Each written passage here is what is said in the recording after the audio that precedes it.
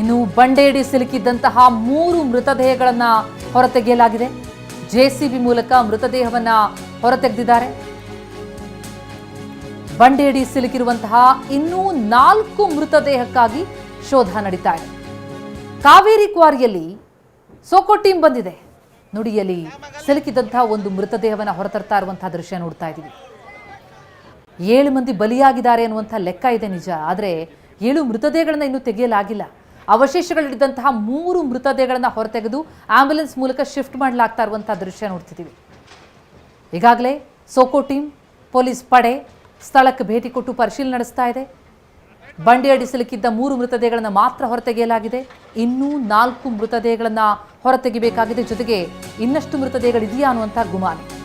ಇನ್ನು ಬಂಡೆ ಕುಸಿದ ಪರಿಣಾಮವಾಗಿ ಯಾದಗಿರಿ ಮೂಲದ ರಾಜು ಕೂಡ ಸಾವನ್ನಪ್ಪಿದ್ದು ಹೊಟ್ಟೆಪಾಡಿಗಾಗಿ ಊರಿಂದೂರಿಗೆ ಬಂದಿರ್ತಾರೆ. ಕಳೆದ 1 ವರ್ಷದಿಂದ ನಮ್ಮವರಲ್ಲಿ ಕೆಲಸ ಮಾಡ್ತಾ ಇದ್ವು ಅಂತ ಟಿವಿನಿಗೆ ಮೃತ ರಾಜು ಪುತ್ರ ಮಾತನಾಡಿದ್ದಾರೆ. ನನ್ನ ತಂದೆ ಮೇಲೆ ಬಂಡೆ ಬಂದು ಬಿತ್ತು, ನಾನೇ ನನ್ನ ತಂದೆಯ ಮೃತದೇಹವನ್ನು ತೆಗೆದಿದ್ದೇನೆ ಅಂತ ಭಾವುಕರಾಗಿ ಮಾತನಾಡಿದ್ದಾರೆ. ನಮ್ಮ ಪ್ರತಿನಿಧಿ ಪ್ರಶಾಂತ್ ಮಾತನಾಡಿಸಿದ್ದಾರೆ. ಅವ್ರನ್ನ ನೋಡು. ಬಂಡೆ ಬಿದ್ದು 7 ಕಾರ್ಮಿಕರು ಕೂಡ ಸಾವನ್ನಪ್ಪಿದ್ದಾರೆ. ಅದರಲ್ಲಿ ಯಾದಗಿರಿ ಮೂಲದ ರಾಜು ಅನ್ನೋರು ಕೂಡ ಸಾವನ್ನಪ್ಪಿದ್ದಾರೆ. ಬೆಳಗಿನ ಜಾವ 6 ಗಂಟೆ ಸುಮಾರಿಗೆ ಮನೆಯಿಂದ ಹೊರಟು ಇಲ್ಲಿ ಕೆಲಸ ಮಾಡ್ತಿದ್ದಂಥ ಸಂದರ್ಭದಲ್ಲಿ ಸಾವನ್ನಪ್ಪಿರೋದು. 1 ವರ್ಷಗಳ ಕೆಳಗೆ ಅವರು ಈ ಒಂದು ಕೆಲಸವನ್ನು ಆರಿಸಿ ಬಂದಿದ್ರು. ಅವ್ರ ಮಗ ಕೂಡ ಟ್ರ್ಯಾಕ್ಟರ್ ಓಡಿಸಿದ್ರು. ಈ ಒಂದು ಇನ್ಸಿಡೆಂಟಲ್ಲಿ ಅವ್ರ ಮಗ ಕೂಡ ಬದುಕುಳಿದ್ದಾರೆ. ಸರ್, ನೀವು ನೋಡ್ತಿದ್ದೀರಾ ಸರ್ ಇನ್ಸಿಡೆಂಟ್ ಹೇಗಾಯ್ತು? ನಾನು ನೋಡಿಲ್ಲ ಸರ್. ನಾನು ಲೋಡ್ ಮಾಡ್ಕೊಂಡು ಹೋಗ್ತಾ ಇದ್ದೆ ಗಾಡಿಯಲ್ಲಿ. ಅಲ್ಲಿ ಫೋನ್ ಬಂತು, ಅಲ್ಲಿಂದ ಓಡೇ ಬಂದಿದ್ದೀನಿ ನಾನು. ನೀವು ಇಬ್ರು ಕೂಡ ಬೆಳಗ್ಗೆ ಒಟ್ಟಿಗೆ ಕೆಲಸಕ್ಕೆ ಬಂದಿದ್ದ? ಇಲ್ಲ, ನಾನು ನೈಟಲ್ಲಿ ಮಾಡಿದ್ದೀನಿ. ನೈಟ್ ಮಾಡಿ ಡೇ ಹೋಗ್ಬೇಕು ಮನೆಗೂ. ಅಲ್ಲಿಂದ ಆಪರೇಟ್ಗಳು ಫೋನ್ ಮಾಡಿದ್ರು. ಹಂಗೆ ಅಲ್ಲಿಂದ ಓಡೇ ಬಂದು ನಮ್ಮ ಅಪ್ಪಗೆ ಎತ್ತಾ ಇದ್ದೀನಿ. ಏನಿಲ್ಲ ಅಲ್ಲಿ. ನಿಮ್ಮ ತಂದೆಯವರು ಎಷ್ಟೊತ್ತಿಗೆ ಬಂದಿದ್ರು ಸರ್ ಕೆಲಸಕ್ಕೆ? 6 ಗಂಟೆ 6:20 ಬಂದಿದ್ರು. ಈಗ ನಿಮ್ಮ ತಂದೆಯವರು ಇಲ್ಲಿ ಏನು ಕೆಲಸ ಮಾಡ್ತಿದ್ರು ಸರ್? ಲೋಡ್ ಮಾಡ್ತಾ ಇದ್ರು. ಡ್ರಿಲ್ ಹೊಡಿತಾರಲ್ಲ, ಅದು ಲೋಡ್ ಮಾಡ್ತಾ ಇದ್ರು. ಲೋಡ್ ಮಾಡಿ ಆಮೇಲೆ ಬಂದ್ರು. ಹೆಂಗ್ ಗೊತ್ತಾಯ್ತು ಸರ್ ಅದು ಇನ್ಸಿಡೆಂಟು? ಮೇಲ್ಗಡೆಯಿಂದ ಕಲ್ಲು ಬಂದಿದೆ.